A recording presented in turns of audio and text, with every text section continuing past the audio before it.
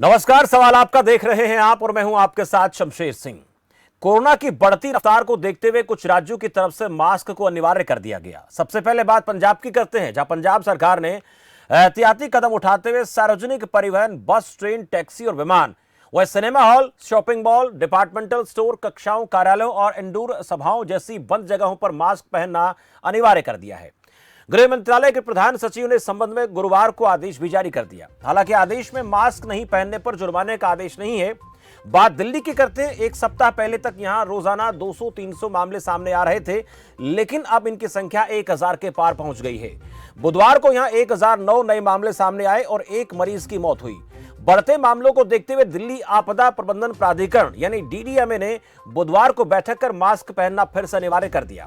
उल्लंघन करने वालों से 500 रुपए जुर्माना वसूला जाएगा। वहीं उत्तर प्रदेश में पिछले एक सप्ताह से संक्रमण के रोजाना 100 से ज्यादा मामले सामने आ रहे हैं। बुधवार को यहां 168 नए मामले सामने आए, लेकिन कोई मौत नहीं हुई। रोजाना बढ़ते मामलों को देखते हुए उत्तर प्रदेश सरकार ने सबसे पहले 18 अप्रैल को राजधानी लखनऊ, गौतम बुद्ध नगर, गाजियाबाद, मेरठ, बागपत और बुलंदशहर जिलों में फिर से मास्क पहनना अनिवार्य कर दिया। सरकार ने मास्क नहीं पहनने पर जुर्माना लगाने की बात भी कही। हरियाणा में 15 अप्रैल तक रोजाना 200 से कम मामले सामने आ रहे थे, लेकिन अब इसमें इजाफा हो रहा है। बुधवार को यहां 310 नए मामले सामने आए। राज्य में गुरुग्राम, फरीदाबाद, सोनीपत, झज्जर की हालत सबसे ज्यादा खराब है। इसको देखते हुए 18 अप्रैल को स्वास्थ्य मंत्री अनिल विज ने दिल्ली एनसीआर के इन चारों जिलों में मास्क अनिवार्य कर दिया। अब इन जिलों में मास्क नहीं पहनने पर 500 रुपए जुर्माने का प्रावधान है। भले ही चंडीगढ़ में संक्रमण के मामलों में इजाफा नहीं हुआ हो, लेकिन हरियाणा और पंजाब से संपर्क होने को देखते हुए प्रशासन ने 19 अप्रैल से सार्वजनिक स्थानों पर मास्क पहनना फिर से अनिवार्य कर दिया। पश्चिम बंगाल में अभी संक्रमण के मामलों में इजाफा ज्यादा नहीं हो रहा, लेकिन उसके बाद भी यहां मास्क अनिवार्य है। अब सरकार ने सार्वजनिक स्थलों पर मास्क नहीं पहनने पर जुर्माना लगाने का निर्णय किया है। यानी इन सभी स्टेट की जो हम बात कर रहे थे, यहां पर मास्क अनिवार्य कर दिया गया। कहां पर जुर्माना लगाना है, कहीं पर जुर्माने का प्रावधान तो नहीं है। पर इसके साथ साथ सबसे महत्वपूर्ण यह है कि कोरोना के लगातार बढ़ते मामलों को देखते हुए ऐसे एहतियातन कदम उठाया जाना बेहद जरूरी है। लेकिन चर्चा करने से पहले जरूरी है ग्राफिक्स के माध्यम से कुछ महत्वपूर्ण जानकारियां आप तक पहुंचाएं। एक एक करके वो आपको दिखाते हैं, उसके बाद सवालों पर जाएंगे और उसके बाद मेहमानों से बातचीत करेंगे। पिछले 24 घंटे में कोरोना के 2380 नए मामले सामने आए हैं। देश में 56 और लोगों की कोरोना से मौत हुई है। कोरोना संक्रमण से मरने वालों की संख्या 5,22,062 कुल हो गई है। अब तक देश में कुल 187 करोड़ से ज्यादा टीके की खुराक दी जा चुकी है। भारत में एक्टिव केस 13,433 है। रिकवरी रेट 98.76% है। पिछले 24 घंटे में 4,49,114 कोरोना टेस्टिंग हुई है। उत्तर प्रदेश के 7 जिलों में मास्क लगाना जरूरी है। हरियाणा के 4 जिलों में अनिवार्य किया गया मास्क। तो बड़े अपडेट आपको बता रहे हैं, चंडीगढ़ में भी मास्क लगाना जरूरी है। इसके साथ साथ दिल्ली में बुधवार से मास्क को फिर से अनिवार्य कर दिया गया।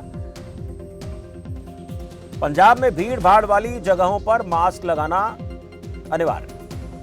पश्चिम बंगाल में भी मास्क लगाने के आदेश हैं। तो तमाम बड़ी बातें हैं जो कोरोना संक्रमण को देखते हुए कुछ राज्य सरकारों की तरफ से कदम उठाए गए, लेकिन कुछ सवाल बड़े महत्वपूर्ण हैं जिन पर आज चर्चा करना बेहद जरूरी है। वो सवाल आपको दिखाते हैं, उसके बाद मेहमानों के पास आपको लिए चलेंगे, उनसे बातचीत करेंगे कि इस कोरोना संक्रमण काल में क्या क्या चीजें हमें ध्यान रखनी है। लोगों की लापरवाही क्या चौथी लहर की गवाही बन सकती है? मास्क की अनिवार्यता, इसकी स्वीकार्यता कितनी, लोग कितना गंभीरता से इसको ले रहे हैं, बड़ा सवाल है। सरकारों की मजबूरी है क्या? सख्त कदम उठाना जरूरी हो गया है क्या? ये बड़े सवाल हैं जिन पर चर्चा करना जरूरी है। और इसके साथ साथ आपकी भूमिका बहुत अहम होती है। इस कार्यक्रम के जरिए आप भी जुड़कर अपनी बात रख सकते हैं, क्योंकि ये कार्यक्रम आपका अपना कार्यक्रम है। जो मेहमान मेरे साथ जुड़ते हैं, हमारे साथ जुड़ते हैं, उनसे आप सीधे बातचीत कर सकते हैं। क्या क्या एहतियात करनी जरूरी है ये आप समझ सकते हैं। मेरे साथ दोनों मेहमान जुड़ चुके हैं। डॉक्टर शुभांक सिंह हैं, हेल्थ एक्सपर्ट दिल्ली से, और इसके अलावा डॉक्टर पंकज राविश मेरे साथ एमबीबीएस कैथल से। दोनों खास मेहमानों का इस चर्चा में जुड़ने के लिए बहुत बहुत धन्यवाद, बहुत स्वागत आपका। मैं पहले डॉक्टर शुभांक सिंह आपसे जरा समझने का प्रयास करूंगा कि महत्वपूर्ण ये है कि कोरोना से बचा जाए, और उसके साथ साथ ये भी जरूरी है कि जो नियम कोरोना से बचने के लिए लागू किए जाते हैं उनका पालन करवाया जाए। पहला अहम और बड़ा निर्णय मास्क, जिसकी अनिवार्यता को पिछले दिनों खत्म कर दिया गया था, अब उसको फिर से शुरू किया जा रहा है। इस कदम को किस तरह से आप देखते हैं और कितना जरूरी मास्क लगाना आज के इस दौर में हो गया है? जी धन्यवाद आपके प्रश्न के लिए। जैसा आपने बताया कि जो एसएमएस है वो इस बीमारी से लड़ने का एकमात्र टूल है, यानी जी। कि सोशल डिस्टेंसिंग, दूरी बनाए रखें जब भी क्राउडेड प्लेसेस में है, मास्किंग, आप अपना मास्क अवश्य लगाएं, और सैनिटाइजेशन, अपने हाथों की सफाई पर ध्यान दें। जी। अगर आप ये 3 चीजें फॉलो कर रहे हैं तो अपने आप में आप इस बीमारी से बचने के सभी साधन जो हैं अपना रहे हैं। कहीं ना कहीं सरकारों को स्ट्रिक्ट भी होना पड़ रहा है, क्योंकि देखा जा रहा है कि लोग एकदम ही नजरअंदाज कर रहे हैं, वो भी ठीक नहीं है। और अगर लक्षण है, स्पेशली उन बच्चों में जिनका अभी टीकाकरण नहीं हुआ है, 12 साल से छोटे हैं, स्कूल जा रहे हैं और उनको कुछ भी बुखार, खांसी, जुकाम है, तो वो बिल्कुल भी जो है स्कूल ना जाएं। और जिन्होंने भी अपनी बूस्टर डोज नहीं ली है वो तुरंत लें। अगर हम सजग हो जाएंगे तो इस बीमारी से बहुत जल्दी हम जो है निजात पा पाएंगे। जी, डॉक्टर साहब, बहुत अहम बात आपने कही कि एसएमएस बहुत ज़रूरी है, लेकिन इसके साथ साथ जो इन तमाम चीज़ों को लेकर कहा जाता है सरकारों की तरफ से, उसका लोग पालन कितना करते हैं ये भी समझना ज़रूरी है। डॉक्टर पंकज रावित से ज़रा समझेंगे। डॉक्टर साहब, ये आदेश तो लगातार सरकारें पारित करती रहती हैं, निर्देशित भी लोगों को किया जाता है और उसके साथ साथ कुछ कड़ाई भी इसमें की जाती है, लेकिन लोग कितना गंभीरता से इस बात को लेते हैं ये आपसे समझना चाहूँगा, क्योंकि आप लोगों से सीधा संपर्क मरीजों का रहता है और इलाज कराने आते हैं तब भी कई बार कहने के बाद मास्क नहीं लगाते हैं। ऐसे लोगों को क्या कहा जाए? जी शमशेर, काफी आपने एक अच्छा क्वेश्चन पूछा इस चीज के लिए, जी। क्योंकि किसी भी बीमारी से लड़ने के लिए सबसे पहली चीज होती है जागरूकता। जी। अगर लोग उस चीज के लिए जागरूक नहीं होंगे तो मुझे नहीं लगता उस बीमारी से लड़ने में और उससे जीतने में हमें इतनी सक्सेसफुल मिल पाएगी। और आजकल लोग जैसे जैसे ट्रेंड बनता जा रहा है, जैसे जैसे नेगेटिविटी आती जा रही है लोगों में, तो वो मास्क को भी कई बार डिनाइड कर देते हैं कि हमें मास्क लगाना जरूरी नहीं है। इंक्लूडिंग कुछ लोग तो कोरोना के ऊपर भी डाउट करते हैं कि एक्चुअली कोरोना है भी या नहीं भी, जी। क्योंकि कोरोना एक ऐसी बीमारी है जो मुश्किल से मोर्टेलिटी इसकी जो रहती है 2 से 3% रहती है। तो हर कोई ये सोचता है कि नॉर्मल सर्दी जुकाम है, ये तो पहले भी होता था, तो आप हमें ऐसा क्या जरूरी है कि हमें मास्क लगाने की जरूरत पड़ेगी। तो मैं उनको यही कहना चाहूँ कि दूसरे सर्दी जुकाम और कोरोना में सबसे बड़ा डिफरेंस उसकी इन्फेक्टिविटी है, वो कितनी तेजी से फैलता है। जी। जो नॉर्मल सर्दी जुकाम वो हर मौसम में होता है, लेकिन उसकी इफेक्टिविटी रेट काफी कम होता है एज कम्पेयर देखिए कोरोना के। बट कोरोना का चीज आपसे इफेक्टिविटी रेट ज्यादा, तो उसका सबसे बड़ा बचने का तरीका 2 ही होते हैं, जैसा डॉक्टर हमने देखा भी है, एक मास्क लगाना और एक सोशल डिस्टेंसिंग और एक साफ सफाई का ध्यान रखना। तो लोग अभी भी इतना जागरूक नहीं है इस चीज के लिए, और इस चीज को एक तरीके से वो लाइटली लेते हैं और फिर जिस हिसाब से इन्फेक्शन बढ़ते हैं फिर वो इस चीज के लिए प्रॉब्लम क्रिएट करते हैं। बिल्कुल, ये अहम बात है कि अगर इसको इग्नोर किया जाएगा तो ना खुद अपने लिए बल्कि दूसरों के लिए भी वो दिक्कत का कारण बन सकते हैं। डॉक्टर शुभांक, एक और अहम बात जरा मैं समझना चाहूँगा आपसे कि मास्क को अनिवार्य किया गया, मास्क की स्वीकार्यता ज़रूरी है, लेकिन सरकारों के सामने ये बड़ा चैलेंज होता है, इसलिए उनको सख्ती दिखानी पड़ती है, मजबूरी में ऐसे कदम उठाने पड़ते हैं और लोगों को भी इसके लिए तैयार होना बेहद ज़रूरी है। तो सरकारों की जो मजबूरी है, सरकारों के लिए कड़े कदम उठाने हैं, कितने ज़रूरी हो गए हैं, क्योंकि अभी आगाज़ है, शुरुआत है, स्थिति ऐसी ना हो जाए कि कहीं हम चौथी लहर की तरफ बढ़ जाएं। जी, बिल्कुल सही आपने कहा, और डॉक्टर साहब ने भी बड़े अहम मुद्दों पर जो है जानकारी दी कि ये सभी चीजें हैं जरूरी कैप की, नॉलेज, एटीट्यूड एंड प्रैक्टिस। जी। हम मीडिया के साथ ही इतनी नॉलेज तो बढ़ा रहे हैं, इतना ज्ञान तो लोगों तक पहुंचा रहे हैं, पर लोगों को अपने एटीट्यूड में बदलाव लाना पड़ेगा, उसको प्रैक्टिस में लाना पड़ेगा। गाइडलाइन बना देना या फोर्सफुली इम्प्लीमेंट करना नहीं हो पाएगा। लोग पुलिस को देख के, ट्रैफिक डिपार्टमेंट को देख के तो जरूर मास्क लगा लेते हैं, फिर हटा देंगे, तो वो सही नहीं है। आप अवश्य इसे अपने आप, अपने से जुड़ के, अपने परिवार से जुड़ के इसको समझें। दोबारा ये बड़ा रूप ना ले ले, क्योंकि देख रहे हैं चाइना से कुछ पिक्चर्स आ रही है, कुछ और पिक्चर अन्य देशों से आ रही है जहाँ पर स्थिति थोड़ी हाथ से बाहर निकल रही है। पर हमने ये देखा कि यदि हम बचाव करते हैं, क्राउडेड प्लेसेस अवॉइड करते हैं, जो भी ये हमारे सिद्धांत हमने डिस्कस करे एसएमएस के, वो हम फॉलो करते हैं, तो कहीं ना कहीं हम कंटेनमेंट कर सकते हैं। पूरा हमें लॉकडाउन की आवश्यकता नहीं है। जहां जहां पर भी केसेस आने लगे वहां लोग थोड़ा सा बचाव करने लगे, और 7 दिन के ही अंदर आप बेहतर हो जाते हैं, आप फुली वैक्सीनेटेड है, तो ये अच्छी बात है। परंतु इस समय हमें छोटे बच्चों के लिए सोचना है। वो छोटे बच्चे हैं जिनको ना तो वैक्सीन लगी है, ना उनमें उसकी इम्यूनिटी डेवलप्ड है, तो उनकी लाइफ की रक्षा करना भी एक हमारी जिम्मेदारी हो जाती है, चाहे वो हमारे बच्चे हैं या समाज में किसी के भी बच्चे हैं। हमारे देश का भविष्य वो बच्चे ही हैं। तो सबसे पहले तो मैं ये बताऊंगा कि इसको सिर्फ सरकार का नियम ना समझे, अपनी जन भागीदारी इसमें दिखाएं। और अभी तक बहुत अच्छा किया था, मैं ये नहीं समझता कि कहीं कोई कमियां हुई मीडिया की तरफ से भी, स्वास्थ्य विभाग की तरफ से, और लोगों का भी, लोगों ने इसे एक जन भागीदारी का आंदोलन बनाया और अच्छे रिजल्ट दिखे। बिल्कुल, लोगों की भागीदारी सुनिश्चित करना ज़रूरी है। और इसके साथ साथ बच्चों का, जैसे आपने जिक्र किया, डॉक्टर पंकज रावी, बच्चों को लेकर थोड़ा सा हम बात ज़रूर करेंगे, क्योंकि स्कूल खुल गए हैं और बच्चों ने स्कूल जाना शुरू कर दिया है। पिछले लंबे समय से कहीं ना कहीं स्कूल से उनकी दूरी मजबूरी की वजह से रही, लेकिन अब एक बार फिर से बच्चों का स्कूल जाने का सिलसिला शुरू हुआ है। और वहाँ वैक्सीनेशन का भी 12 साल से छोटी उम्र के बच्चों के लिए अभी कोई बहुत ज़्यादा ऐसा कोई बहुत उपाय अभी तक आया नहीं है। तो उनके लिए कितना अहम है उनको सुरक्षित रखें और किस तरीके की तैयारी उनके लिए की जानी चाहिए, खासकर छोटे बच्चों के लिए जो 10 साल के हैं, 12 साल के हैं, छोटी क्लास में पढ़ते हैं, नर्सरी केजी तक के बच्चे स्कूल जाने लगे हैं। उनके लिए बहुत मुश्किल है उनको समझाना, उनको बताना, पर फिर भी काम तो करना पड़ेगा। जी शमशेर जी, जैसा कि अभी तक 12 साल से कम उम्र के बच्चों के लिए कोई वैक्सीन वगैरह भी अवेलेबल नहीं है जी। ऑल ओवर वर्ल्ड कहीं पे भी इस टाइम अवेलेबल है। मोर देन 12 इयर्स अभी जो वैक्सीन हम लगाना शुरू कर चुके हैं।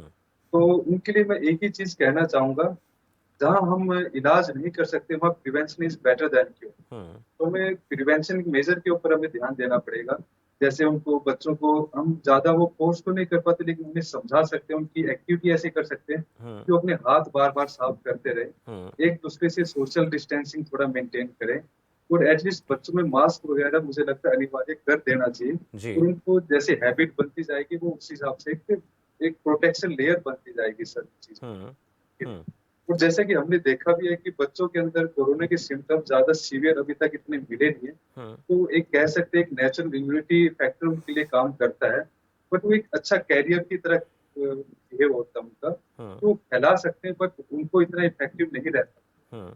तो सबसे पहले उनके लिए प्रिवेंशन ही जरूरी है कि हाथ वगैरह साफ करें, सैनिटाइजेशन वगैरह मेंटेन करें, मास्क वगैरह लगा के रखें, उनकी बच्चों की डाइट वगैरह का अच्छे से ध्यान रखें। तो मुझे लगता है यही तरीके हैं जिनसे हम बच सकते हैं, तो उनको बचा सकते हैं। बिल्कुल, बच्चों को इस तरीके से हम बचा सकते हैं, उनको सेफ रख सकते हैं कोरोना से। और डॉक्टर शुभांक, आपसे एक सवाल मेरा ये रहेगा कि छोटे बच्चों को मास्क के लिए तो हम प्रेरित कर सकते हैं, लेकिन एक बड़ी बात ये आ रही है कि स्कूल बंद करने को लेकर भी आवाज़ें उठ रही हैं। और ये हम देख पा रहे हैं कि स्कूल बंद करने से कौन सा हमने कोरोना को कंट्रोल कर लिया, नियंत्रित ज़रूर कर पा रहे हैं, पर क्या ऐसा कुछ किया जा सकता है कि स्कूल खुले रहें, बच्चे स्कूल जाते रहें, उनकी पढ़ाई बाधित ना हो?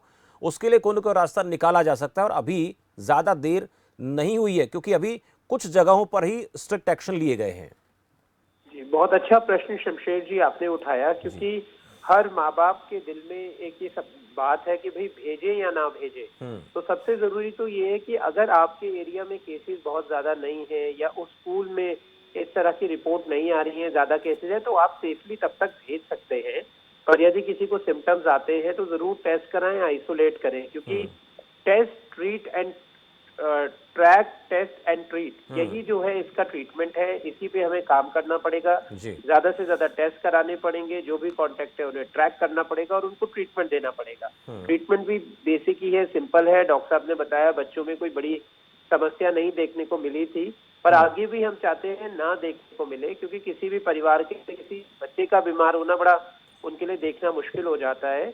तो इस चीज का ध्यान रखें। एकदम से पूरा स्कूल बंद कर देना, पूरी स्टेट एजुकेशन सिस्टम को बंद कर देना, वो भी अच्छा नहीं है। घर में बच्चे बैठे हुए डिप्रेस हो जाते हैं। कहीं ना कहीं हमने बहुत बारीकी से देखा कि डिप्रेशन, एंजाइटी, इंसोम्निया यानी नींद, बच्चे ज्यादा परेशान हो गए घर में ऑनलाइन करते हुए, क्योंकि सिर्फ कंप्यूटर का सिस्टम नहीं है जो उन्हें पढ़ा रहा है, साथ में दोस्तों से मिलना, स्कूल जाने के लिए तैयार होना, जो एक रूटीन है डेली लाइफ का, वो बहुत जरूरी हो जाता है।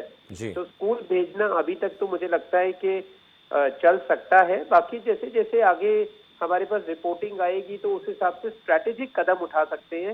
एकदम से कोई जनरल जो कदम है वो सब पे एप्लीकेबल हो जाए। मान लीजिए भारत के एक शहर में बिल्कुल ही 0 केस है, एक में 1000 केस है, तो वहाँ की स्ट्रैटेजी उन 0 केस वाले डिस्ट्रिक्ट से डिफरेंट होगी। जी। तो आप जोन बनाएं, कंटेनमेंट जोन बनाएं, उसी हिसाब से इस तरह का एक एक्शन प्लान बनाएं। और स्कूल्स में कंटेन करना और आसान है क्योंकि वहाँ सब कुछ ऑर्गेनाइज होता है। तभी जो है स्कूल प्रिंसिपल्स, टीचर्स आपके डायरेक्शंस को फॉलो कर सकती है और इम्प्लीमेंट कर सकती है। कम्युनिटी में जब आप करने लगते हैं उसे, तो वो इतना ऑर्गेनाइज नहीं होता, तो थोड़ी सी डिफिकल्टीज आप फेस करते हैं। तो मैं समझता हूँ कि स्कूल्स अभी फिलहाल तो बच्चों को एजुकेशन दे, इस बारे में अवेयरनेस दे, और थोड़ा पेरेंट्स भी इस बात को समझे कि जैसे जैसे केसेस बढ़ेंगे तो कहीं ना कहीं स्कूल्स को अवॉइड भी करना पड़ सकता है, या जो एसेंशियल लेक्चर्स हैं वो ऑफलाइन, बाकी ऑनलाइन करके, ताकि हम इस बीमारी से बच सकें और लड़ सकें। जी, बहुत अहम बात आपने कही है। मास्टर आर के कालिया हमारे साथ अंबाला से एक दर्शक हैं, नियमित दर्शक हमारे हैं। मास्टर जी, स्वागत है आपका। नमस्कार जी। सर नमस्कार। मेरे अजीज भाई शमशेर जी। ये कई दिनों से मुद्दा चर्चा में है। हम सबको इस बात की चिंता है, हर शहरी इस बात के लिए वरीड है जी। लेकिन हम तो केवल देखिए उस खुदा से सलामती की दुआ ही कर सकते हैं, और जो नियम बने हुए हैं या अपनी उसके लिए, जान के लिए, रक्षा सुरक्षा के लिए, उन पर हम चल सकते हैं। हम तो अपनी जिम्मेदारी लेते हैं और हमें चलना भी चाहिए, इन नियमों का पालन करना चाहिए जी। एक बात मैं जरूर कहना चाहूंगा आप जानने से, जान है तो जहान है। जो हमारे देश के रहनुमा है, मैं अक्सर कहता हूं मैं, जो हमारे उच्च अधिकारी हैं जिनके पास कुछ पावर है, वो कभी इन बातों की तरफ ध्यान नहीं देते। Charity begin at home. जो हमारे सियासतदान लोग हैं, बताइए कभी उन्होंने कभी मास्क लगाया हो? हम फाइन देने को तैयार हैं, हमें कोई दिक्कत नहीं है। उन पर भी फाइन लगे, एसपी महोदय पर फाइन लगे, एमएलए महोदय पर फाइन लगे, सीएम महोदय पर फाइन लगे, तब हमें बड़ी खुशी होगी जी। हम तो फाइन देने को तैयार हैं। कम से कम थोड़ा बहुत तो सरकार को सोचना होगा इसके बारे में जी। जनता के बारे में सोचना होगा, हमारी रक्षा सुरक्षा के बारे में सोचना होगा। हम तो खुद वरीड है, मैं तो अभी अपनी जेब में सैनिटाइजर रखता हूँ, मैंने चेक कर भी आपको बताया था जी। अभी मैं मास्क लगाता हूँ जी। मास्टर मैं कभी इन बातों से मुनकर नहीं होता। बिल्कुल।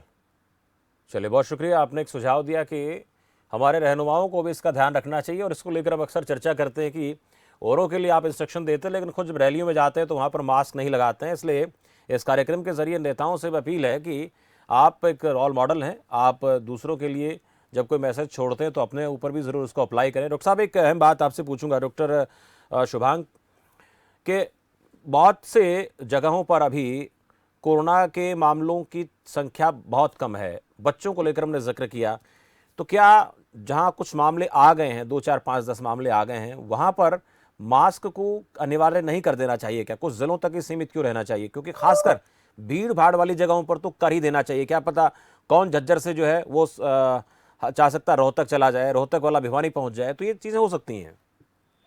जी बिल्कुल, आपने सही कहा। देखिए, कम्युनिटी स्प्रेड बचाना बहुत जरूरी है। शुरुआत में भी हम इसी चीज का इंतजार करते रहे कि अभी कम्युनिटी स्प्रेड नहीं हुआ, और जब कम्युनिटी स्प्रेड होता है तो then that's a blast, you can not control it. No government, no organisation can control it, because जब भारत जैसी इतनी बड़ी आबादी वाले देश में कम्युनिटी स्प्रेड होता है तो मुश्किल हो जाती है। तो उसका हम बिल्कुल वेट ना करें, लोग भी जिम्मेदारी समझे कि भीड़ भाड़ वाले इलाकों से बचे। कुछ ऐसी मीटिंग कॉन्फ्रेंसेज अटेंड कर रहे हैं तो दूरी बनाए रखें। बच्चों के लिए भी आवश्यक है कि वो स्कूल में मास्क आदि लगाएं, और ज्यादा से ज्यादा ये ध्यान रखें कि अगर लक्षण है तो टेस्ट जरूर कराएं। बिना टेस्ट के, बिना ट्रैक करे, बिना ट्रीटमेंट के कोई साइंटिफिक अप्रोच हमारी काम नहीं कर पाएगी। टेस्टिंग बहुत जरूरी है। अभी लोग सोच रहे हैं छोटा सर्दी जुकाम बुखार है, अपने आप ठीक हो जाएगा, पर उतनी देर में ही वो पूरे परिवार को, पूरी कम्युनिटी को फैल जाता है। तो उसको रोकना, उसको कंटेन करने का बस यही तरीका है कि ज्यादा से ज्यादा आप टेस्ट कराएं, ट्रैक करें, और जो भी बेसिक गाइडलाइंस है उन्हें फॉलो करें। जिस एरिया में केसेस ज्यादा है वहाँ मास्क अनिवार्य करने में कोई हार्म नहीं है, और जरूरी नहीं है कि सरकार ही उसे अनिवार्य करे, हम खुद से भी अनिवार्य कर सकते हैं। हम भी पूरे कितने महीनों से मास्क लगातार पहन रहे हैं, तो उसमें कोई, अब तो आदत सी हो गई है, मास्क हमारी स्किन का पार्ट हो गया है ऐसा लगता है। और बहुत अहम बात यह भी है कि प्रदूषण का स्तर हर जगह अब कोई बहुत ज़्यादा फर्क नहीं है, कहीं पर 300, कहीं पर 400 है, तो वो सीधा हमारे सांस के ज़रिए अंदर हम खींचते हैं। भीड़ भाड़ वाली जगहों पर ये दिक्कत और ज़्यादा होती है, तो वहाँ पर लगाने में तो हम 2 चीज़ों से अपने आप को बचा लेते हैं, एक प्रदूषित वातावरण से, और दूसरा कोरोना को फैलने से। खुद अगर पीड़ित हैं तो दूसरों को नहीं होगा, और अगर दूसरों को है तो फिर हमें नहीं होगा। एक अहम बात आपसे पूछूंगा डॉक्टर पंकज राविश, के कोरोना को लेकर लोगों में भ्रांति, जैसा आपने जिक्र किया, इसको लेकर लोगों में बहुत सारी भ्रांतियां हैं। बहुत से लोग कहते हैं ये बीमारी नहीं है, आम खांसी जुकाम है। ठीक है, बहुत सी बीमारियां ऐसी होती हैं कि उनमें ज़्यादा रिस्क होता नहीं है, पर ये हम पहले देख चुके हैं कि इसका रिस्की जोन कितना ज़्यादा घातक था। कुछ वेरिएंट ने तो बड़ी तबाही मचाई। तो ऐसे लोगों के लिए अलर्ट रहना ज़रूरी है। ऐसे लोगों के दिमाग से ये भ्रम निकलना बहुत ज़रूरी है कि ये बीमारी है ही नहीं, इस बीमारी से लोगों को कुछ नहीं होता। ऐसे लोग भी हैं, उनको क्या कहेंगे आप? जी शमशेर, मैं एक चीज बताना चाहूंगा, जो कोरोना का वेरिएंट्स होते हैं, जो डिफरेंट वेरिएंट्स आ रहे हैं, हर आदमी की हर बॉडी पे उसका डिफरेंट डिफरेंट एक इफेक्ट है, तो उसका असर रहता है। यंग एज में वो इतना सीरियस नहीं होता, लेकिन कई बार जैसे ओल्ड एज होते हैं या कोई अदर बीमारियों से जो ग्रसित जो लोग होते हैं, जैसे बीपी शुगर वगैरह से, उनमें ये वेरिएंट ज्यादा खतरनाक हो जाते हैं। तो कुछ यंग पीपल्स खासकर तो ये बोलते हैं कि यार ये तो हमें कुछ नहीं हो रहा है, क्योंकि कोरोना हल्का फुल्का सर्दी जुकाम हुआ, कोई दिक्कत नहीं है, तो कोई बड़ी चीज नहीं है, हम मास्क क्यों लगाएं। लेकिन वो एक चीज, छोटी सी चीज नहीं समझते कि आप जब इन्फेक्टेड होते हो, आप कम से कम 10 से 15 लोगों को वो इन्फेक्शन देते हो। तो हो सकता है जिनको आप दे रहे हो उनकी इम्यूनिटी आप जैसी स्ट्रॉन्ग ना हो। हो सकता है वो कई और बीमारियों से भी जूझ रहे हैं। तो हो सकता है वो वेरिएंट उनके लिए ज्यादा घातक हो, उनके लिए ज्यादा खतरनाक हो। तो एक सेंस ऑफ रिस्पॉन्सिबिलिटी होती है, एक जिम्मेदारी की अनुभूति होती है हर इंसान में। वो हर इंसान को एक अपने लिए प्रोटेक्शन लेने के लिए वो करती है कि हमें प्रोटेक्शन लेनी चाहिए, ताकि किसी दूसरे को हमसे इन्फेक्शन ना लगे और वो बचा रहे। तो एटलीस्ट मैं 3 चीजों, जैसे डॉक्टर सुभांत ने बताया, मास्क लगाना, सोशल डिस्टेंसिंग कम से कम, और हैंड सैनिटाइज करते रहना, ये 3 चीजें ऐसी है, एटलीस्ट हम इससे बचा सकते हैं। इसको स्प्रेड होने से काफी हद तक हम उसे बचा सकते हैं। और स्प्रेड रोकने से, फैलने से रोकना भी अपने आप में एक बड़ी चीज है, क्योंकि जिस चीज का ट्रीटमेंट अभी अच्छे से अवेलेबल नहीं है, मुझे लगता है उसका प्रिवेंशन करना ही इस टाइम अपने आप में एक क्योर। बिल्कुल, और अपने आप उसकी रोकथाम के लिए उपाय ना करें। डॉक्टर शुभांक, आपसे मैं पूछूंगा, बहुत बार देखा गया कि लोग अपने तरीके से बहुत सी दवाओं का इस्तेमाल करना शुरू कर देते हैं। बहुत सी ऐसी दवाएं लोग इस्तेमाल कर लेते हैं, स्टेरॉइड की मात्रा जिनमें ज़्यादा होती है, फिर वो अपने लीवर के लिए, किडनी के लिए, हार्ट के लिए बड़ी घातक हो जाती हैं, और फिर ये देखा जाता है कि व्यक्ति की उस वजह से मौत तक हो जाती है। लेकिन वो बाद में जांच में आता है सामने, पोस्टमार्टम में जो चीज़ें होती हैं निकल कर आती हैं, और ये कह दिया जाता है कि कोरोना से फला व्यक्ति की डेथ हो गई। बहुत बार ऐसा भी होता है कि हम ऐसी दवाएं, हार्ड दवाएं ले लेते हैं जो अपने जुकाम खांसी को, कोरोना को ठीक करने के लिए देसी नुस्खे अपना लेते हैं, जिसमें डॉक्टर की सलाह नहीं ली जाती है। ऐसे लोगों को अवेयर रहने के लिए क्या कहेंगे आप? क्योंकि ये भी कई बार घातक हो जाती हैं, हार्ट की दिक्कत हो सकती है और कई दिक्कतें हो सकती हैं।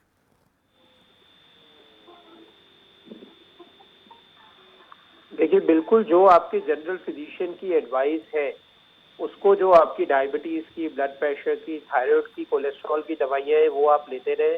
क्रॉनिक बीमारी के जो मरीज हैं, जिनको हार्ट की प्रॉब्लम है, लिवर की प्रॉब्लम है, किडनी की प्रॉब्लम है, कोई न्यूरोलॉजिकल प्रॉब्लम है, या श्वास की नली की यानी रेस्पिरेटरी ट्रैक की, कोई एस्थमा, सीओपीडी या कोई और इंटरस्टिशियल लंग डिजीज की प्रॉब्लम है, वो अपनी क्रॉनिक बीमारियों की दवाइयां बराबर लेते रहे। उनमें कोई भी बिना कोई मतलब र्यूमर सुने हुए, या व्हाट्सएप पे कुछ आ गया या फेसबुक पे कुछ चल गया, उसे सुन के तुरंत ना खाना शुरू कर दें।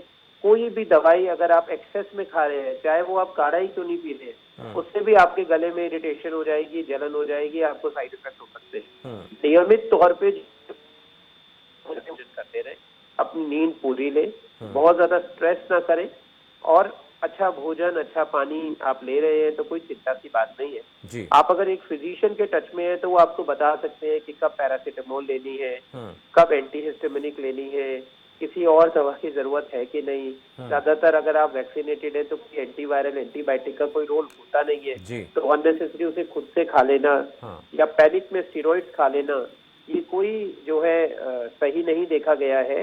इवन उसको ट्रीटमेंट गाइडलाइन से भी इन चीजों को हटाया गया है। तो आप एक जनरल फिजिशियन से, अपने जो आपके नियरेस्ट हो या जिनसे आप रेगुलर दिखाते हैं, उनसे टच में रहें, कोई मेडिसिन मिस ना करें, और खुद से जो नई नई चीजें आ जाती थी कि अब ये दवाई खा लीजिए इससे बचाव हो रहा है, या बहुत सारे नाम सामने हैं, उस तरह की दवाइयों को खुद से ना ट्राई, अपनी मर्जी से ऐसा कुछ भी दवा का सेवन आप ना करें जो आपकी सेहत के लिए खतरनाक हो सकता है। आप हो सकता है कोरोना का ट्रीटमेंट करने के लिए वो दवा का इस्तेमाल कर रहे हैं, उस काढ़े का या जो भी नुस्खा आपके पास है उसका आप इस्तेमाल करते हो, लेकिन कई बार देखा जाता है कि उसका हमारे शरीर के कई महत्वपूर्ण अंग है जिसमें लीवर, हार्ट, किडनी है, इनके ऊपर बहुत बुरा असर पड़ सकता है। इसलिए कोरोना से बचने का एक ही तरीका है, मास्क लगाएं, सोशल डिस्टेंसिंग का पालन करें, 2 गज दूरी बनाकर रखें, सैनिटाइजर से हाथ साफ करें, नियमित तौर पर हाथों की सफाई करते रहें और जो हिदायतें डॉक्टर की तरफ से दी जाती हैं, सरकार की तरफ से गाइडलाइन जारी की जाती है, उनका फॉलो करें। और अगर आपको तकलीफ हो भी गई है तो डॉक्टर के पास जाकर उसके बारे में जो जांच आपने करानी वो करवाएं,